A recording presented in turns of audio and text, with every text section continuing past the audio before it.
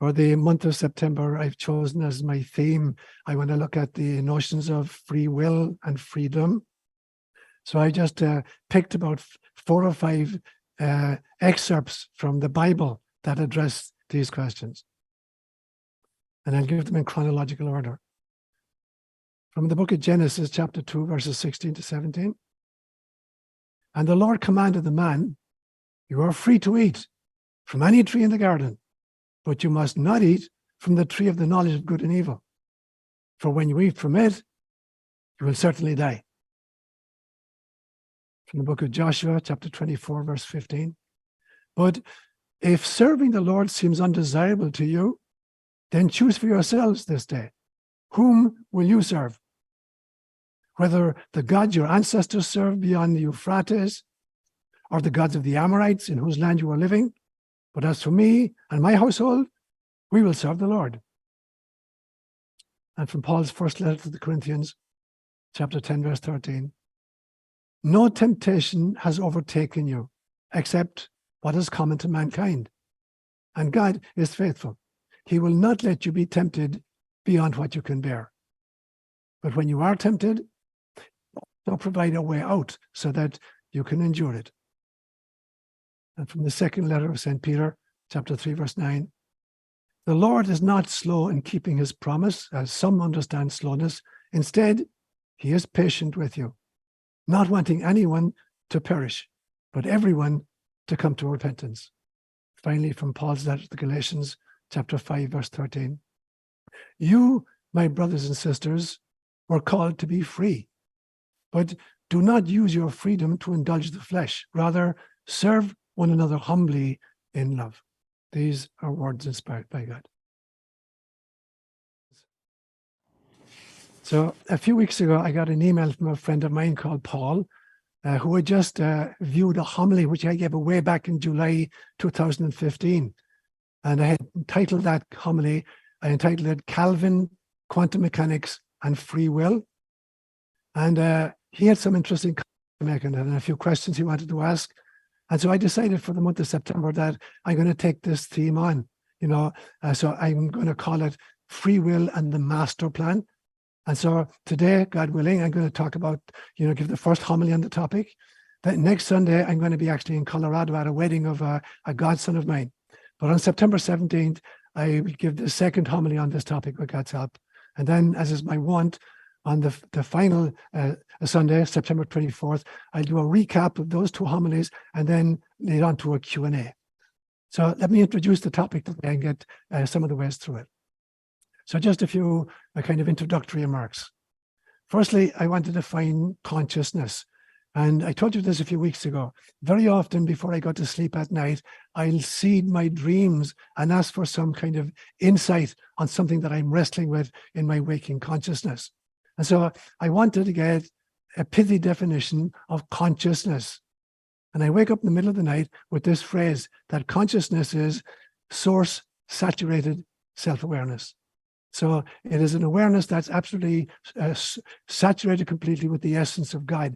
And it's an awareness of the self, the capital self, not the kind of the little ego, but the kind of the holographic fractal of source itself. So that for me is, when I talk about consciousness, that's what I'm alluding to.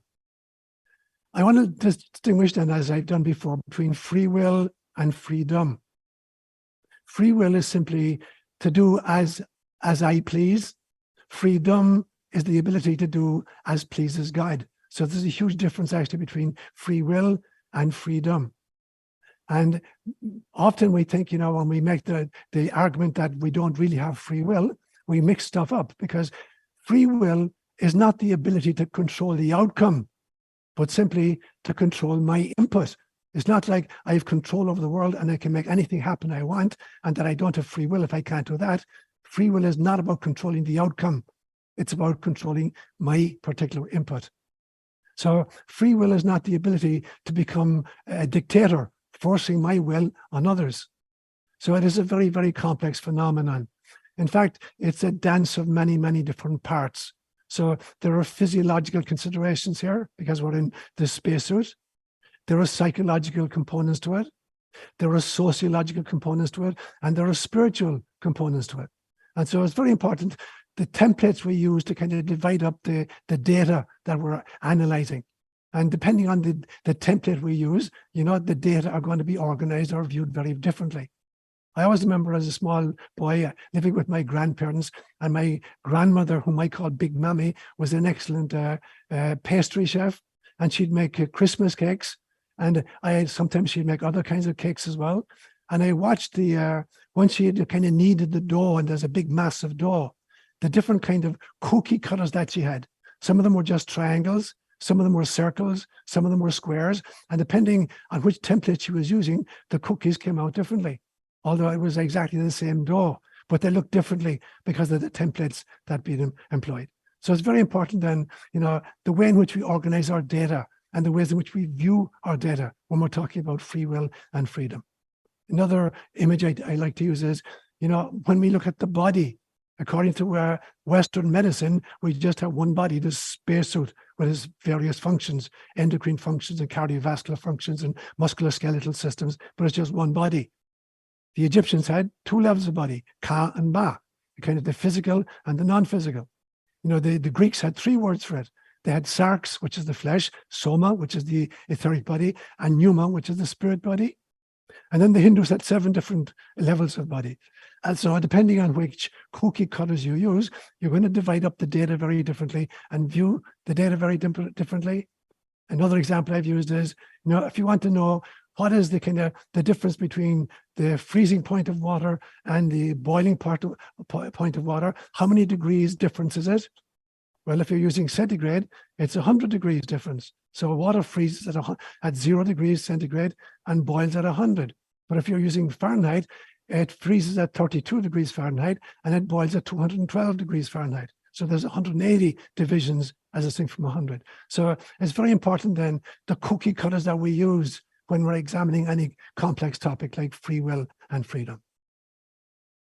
I say then as well that, you know, the notion of free will exists on a total spectrum. So there are some people who believe that we are totally free to do as we will. So it's a completely open system. So we can become or we can act in any way we want, no limits whatsoever. Obviously, that does not work. The other end of that spectrum is a kind of what I would call a kind of a radical determinism, that we have no choices whatsoever, that we're basically just pre-programmed robots. And if that's true, then we're not responsible for any of our actions, not for our thoughts, not for our words, and not for our deeds. And the logical conclusion of this, of course, is that, you know, there's no such thing as law, and there's no such thing as justice, and there's no such thing as karma. So that would be the kind of the radical deterministic end of the spectrum. Obviously, the truth is in between somewhere. So I don't need an infinite number of possibilities in order to have free will. I can have limited choices and still be free in some sense. So I'm going to go through these then today. I'm going to look at the psychological factors, at the sociological factors, and at the spiritual factors. And then to Sundays, hence with God's help, I'm going to look at a meta examination at a kind of a global level and even a cosmic level of how much free will and freedom are in human choices. But let me just look for a few minutes then at the psychological considerations and the psychological constraints.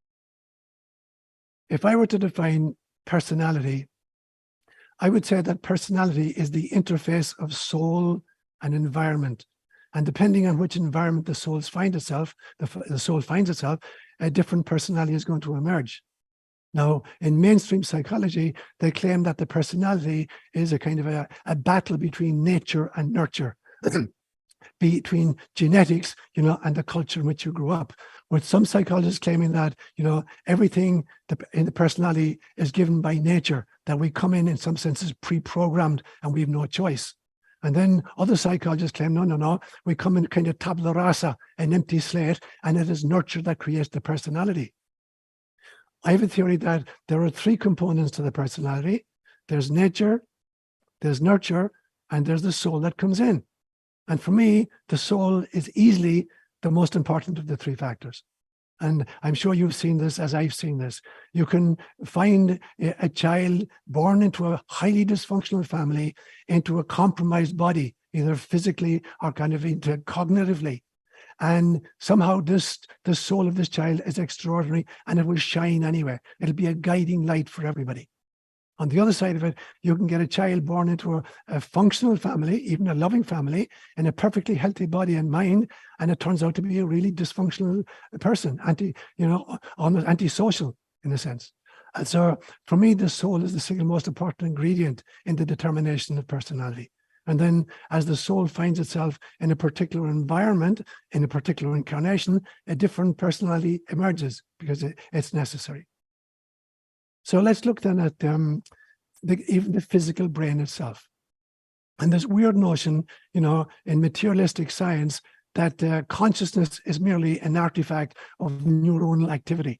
That consciousness is an epiphenomenon. It doesn't really exist. It's an illusion created by the movement of neuronal circuitry. I think rather that the brain is simply a receiver and a transmitter of cosmic consciousness. In fact, not only is it a receiver and transmitter, it's a reducer of cosmic consciousness, because this tiny little laptop that we carry between our ears is so small and so ineffective that there is no way that it could grok the entirety of the consciousness of the cosmos itself. So there's this extraordinary reducing mechanism called the reticular activating system at the back of the skull that reduces the input so that we're never overthrown. So it receives consciousness and it transmits consciousness, but is not the producer of consciousness. So to talk then about, as materialistic science does, about neurotransmitter driven behavior, that is not accurate. We're not kind of a robots driven by transmitter behavior. It's rather, more accurately, I would say, it is neurotransmitter mediated behavior. Obviously, the neurons and the brain, they mediate the consciousness that comes through the system. We then look at the evolution of the human brain. It's a triune brain. There's a reptilian component to it, at the back of the skull, and then there's the limbic system, and then there's the neocortex in the front. So the reptilian brain is based on instinct. So it is pre-programmed, and most animals, and particularly the reptiles, rely heavily on this part. And so instinct is, it's in human beings as well. And so, for instance, little infants have what's called the startle reflex. You make a loud noise around babies and they'll jump, even a newborn. There's a kind of instinct when something comes towards your eye, you close your eye. You don't have to think about it. Oh, there's something coming towards my eye. I better close my eye. You don't have to do that. Instinctively, your eye will close. There's this thing, you can be muscle tested, at the patella below the knee. You hit the knee at that particular spot and your entire foot will jerk. So that's a patellar response. Or you accidentally put your hand on a hot stove and you withdraw it. You don't have to send a message to your brain and say, I'm experiencing a temperature of 101 degrees centigrade here. What should I do? So there's this startle reflex, which instinctive. So that's the reptilian brain. And obviously it is very, very important for us. About 245 million years ago, there was a second level of the brain that evolved. It's called the mammalian brain because it came with the mammals. And it's sometimes called the limbic system. And it basically consists of two great organs, the hippocampus and the amygdala. And the hippocampus is the part of the brain that remembers the data of the experiences we've had. And the amygdala is the part of the brain that remembers the emotions associated with particular events. So the limbic system has these two components. And then you have the neocortex in the front, which is responsible for abstract thought and for planning. And so when we're talking about the brain and how it acts as a mediator, we have to factor in those three brains. So learning then, I believe, is basically depends upon feedback and repetition. They're the two great ways in which we turn to learn. We learn by feedback from previous efforts. So we figure out, did it work or it didn't work? And we learn by repetition. You don't drive a car on the freeway the first time you sit into a car. You have to repeat again and again and again the lessons of the gear shift, and the accelerator and the brake and the back mirror. So repetition and feedback are really important. And I've used this example many times. If you go into an English pub and you want to play a game of darts, and there's a dartboard, 15 feet away from you, and you've got these darts, and you're throwing darts at the board, you can't improve your aim if you don't see where the darts are landing. So if I were to hang a sheet in the middle of the room and you have to throw your darts over the sheet at the dartboard, which you can see, you cannot improve your aim. You have no idea where your darts are landing. And so feedback is really, really important. And that becomes really important then when we're talking about free will and freedom. The ability and the perspicacity to kind of watch the results of our efforts and then make changes accordingly. And it seems to me that when you look at the philosophy behind this, there are three great stages to the learning process. They're called epistemology, ontology, and cosmology. Epistemology simply means, how do we know what we know? What mechanisms do we employ in order to know the stuff we know? And basically, there are three ways that we know. We know because an authority figure told us something and we believe them.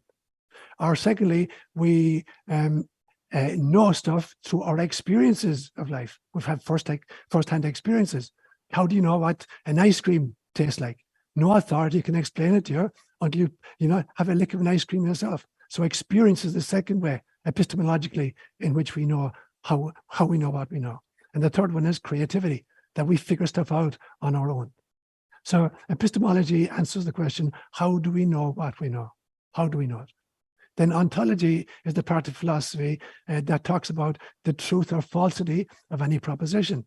So faced with any proposition, no matter what it is, whether it's in mathematics or geography or politics or whatever, faced with any proposition, you have to make a decision in your mind, do I believe this to be true or I believe this to be false? So it's the reality or the truth check, and that's called ontology in philosophy. And then the third piece is the cosmological piece. How do we then organize these truths into a consistent kind of a belief system or philosophy of life? So there would be the three important stages then in which we're wrestling with the data. A subgroup of COJ people for the last few months have been working with a brilliant book called Whole Brain Living. And it was written by an extraordinary Harvard neuroanatomist called Jill Bolte Taylor. And several years ago, Jill Bolte Taylor wrote a book called My Stroke of Insight. And she did, she was interviewed, and her interview went viral, talking about she had a complete stroke on the left-hand side of her brain. Her entire left brain was out of action for almost 8 years. She had to learn again how to speak and how to walk, and was looked after by her mother for that 8-year period. So with the left brain knocked out, she literally had no sense of the past or the future and no sense of separation whatsoever. There was no difference between her and her mother, or between her and a table, or between her and an oak tree. She could not separate realities, and she had no language skills left anymore. It took her 8 years to recover from this. In the meantime, as a neuroanatomist, she's using her right brain to study what's happening, what her experiences are like. And then her second book was called Whole Brain Living. And a group of people have been studying in COJ, have been studying this book for several months. Michael Choi and others have been involved in this. I think many other people from COJ. And what she sees is that if you divide the brain into the two hemispheres, the left hemisphere and the right hemisphere, she divides it into 4 characters, numbers 1, 2, 3, and 4. And number 1 she calls the neocortex on the left-hand side of the brain. And the importance of the neocortex on the left-hand side, or number 1, is its extraordinary organizing ability. It's the part of you that's able to clean your house, or plan for the future, or attend meetings. So number 1 is very important about organizing and planning your life. Number 2 is in the limbic system, the hippocampus and the amygdala, and that's the place where your emotions reside. But in the number 2 on the left-hand side, it is not living in the present moment. It's constantly triggered by past experiences and future fears. So it's dancing constantly between an imagined, fear-filled future and a guilty past. So number 2 is constantly getting us, caught in this emotion. Now, it has a purpose insofar as it allows us to compare present situations with past experiences or future possibilities. But left to its own devices, it's a very crippling part of us. On the right-hand side of the brain, number 3 is the limbic system on the right-hand side, with its own hippocampus and its own amygdala. And that's the part of you that's able to reside completely in the present bliss, the ability to be fully present to the now and to kind of milk it and harvest it for all the beauty it contains. And number 4 is the neocortex on the right-hand side. And it's the part of us that's capable of literally cosmic bliss. The part of us is the part she lived in for almost 8 years, where there's only unity consciousness. There is only God. There is only source. And you're living that extraordinary loving bliss that we heard about in our 2 first readings this morning. So that would be some of the kind of the psychological considerations then when we think about free will and freedom. Of course, then there are very important sociological considerations that either curtail our freedom, or enhance our freedom. So there's an American psychologist, a brilliant, brilliant guy called Ken Wilber. And he has a model, a very, very simple model that he created many years ago in order to help analyze any human kind of situation or condition. So he created this 2x2 matrix. A 2x2 matrix is simply 2 columns and 2 rows. So basically, it's like a window with 4 panes in it. And he divides them up in the following way. So the vertical columns have to do with the interior of a phenomenon and the exterior of a phenomenon. And the horizontal rows have to do with the individual experience and the collective experience. So now you get 4 possibilities, 4 panes of glass. So the top left-hand quadrant is the inside of the individual. So that means, for instance, your thoughts and your emotions. So what's happening inside the individual person.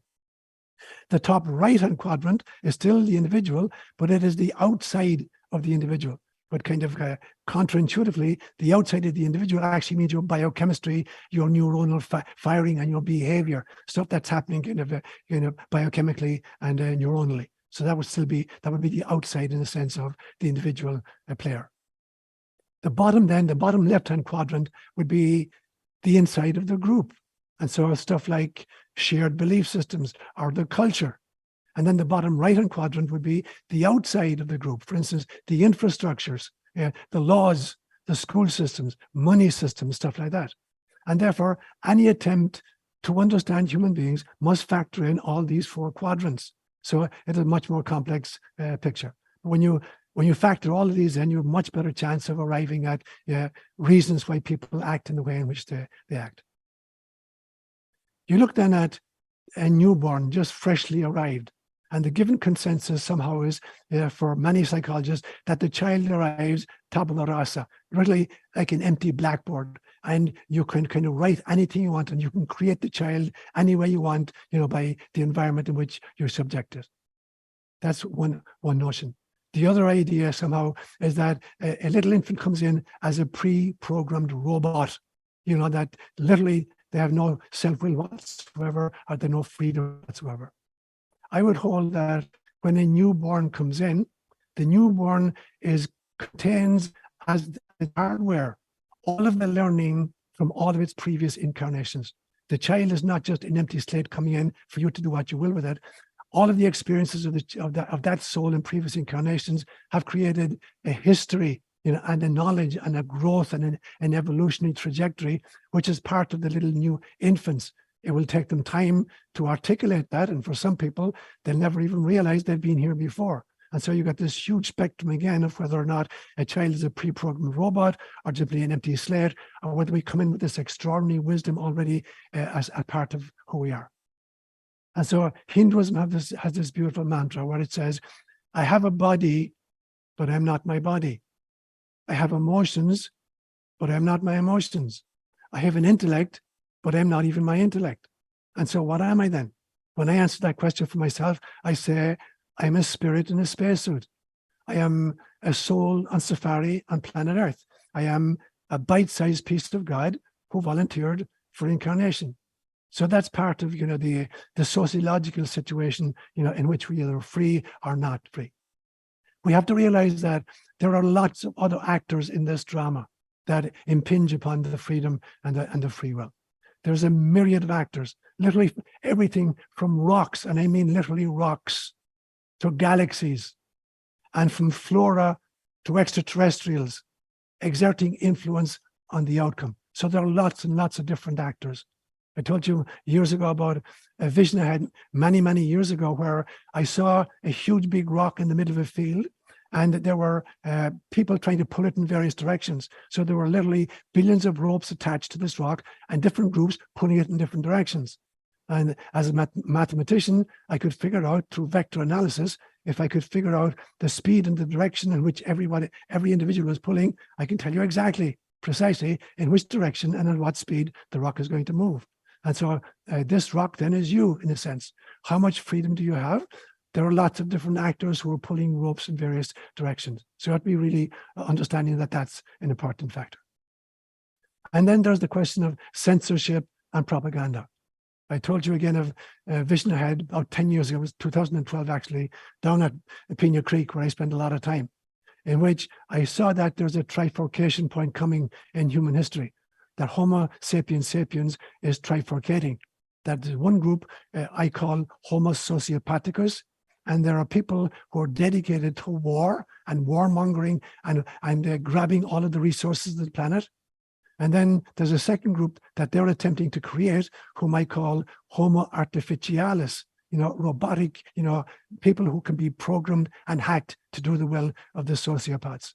And then there's a third group that I call Homo spiritualis, people who are coming awake to their own divinity and the divinity of all else. But in the meantime, there's this extraordinary war going on. The censorship, our First Amendment rights being destroyed. Accusations of disinformation and misinformation by people who are actually themselves the agents of disinformation and misinformation. There's a concerted global effort to shut down both our freedoms and our free will. And they come up with these ridiculous kinds of statements. I've seen this Irish politicians, in the last few months saying that in order to protect your freedom, we have to temporarily curtail your freedom. Or in order to protect democracy, we have to temporarily curtail democracy. These are the kinds of lines, the kind of throwaway lines that pass for wisdom, but are really either dumb or devious. Another one that really kind of riles me up is the statement, if you want peace, prepare for war. If you prepare for war, you're going to get war. And we've had a 20th century filled with wars and a 21st century that's starting it off with its own complement of wars. Prepare for war, you get war. If you want peace, prepare for peace and act in peace. I think then of the freedom journey of the ancient Israelites, according to the book of Exodus, where after 400 years of slavery in Egypt, both physically enslaved and mentally enslaved, Moses comes along and the people are set free. And they're given a promised land, a new land to go into, a land of freedom. But it takes them 40 years to get there, not because it's a long journey. It's only 265 miles from Cairo to Jerusalem. So why 40 years? Because they got toward the promised land very, very soon, and they sent spies in, to reconnoiter the land. And these guys came back and said, there's no way we can take this land. The people in that place are giants. We look like grasshoppers. So they lost faith and they turned back and they wandered in the desert for 40 years. So although they were physically free, they were still mentally enslaved. And that went on for 40 years until that generation was gone. And a new group of people who were born physically free are now mentally free as well. And then they go in and they conquer the promised land because now they're both physically and mentally free. But that didn't last too long. And so they enter the promised land about the year 1210 BCE. In the year 933 BCE, there's a civil war. And it's divided into two kingdoms, the southern kingdom, which is called Judah and Benjamin, and the northern kingdom, which is then called Israel, or 10 tribes. And so there's a civil war between these two groups. And then finally, in 722 BCE, the Assyrians attack and overcome Israel, and 10 of the tribes are wiped out, and they're never heard of again. And then in 598 BCE, the Babylonians come and they conquer the last two tribes, Judah and Benjamin, 598 BCE. Now, that's, for me, it's what happened with the slavery of COVID, that there was a physical slavery, masks and lockdowns, and there was a mental slavery of the fear created. And then at some stage, the masks were relaxed and lockdowns were relaxed. And now we're physically, temporarily free, but still mentally caught up in our fears. And there was the same level of civil war, splits in families, in friendships, and in communities. Thomas Jefferson said very famously at one stage, the price of liberty is eternal vigilance. So I want to end today with a few questions. Where is Moses when you need him? Where is Jesus when you need him? Where is Jefferson when you need him? And the answer is, it's time for each one of us to become a Moses, to become a Jesus, and to become a Jefferson. And then, and only then, will we be free. Namaste, my brothers.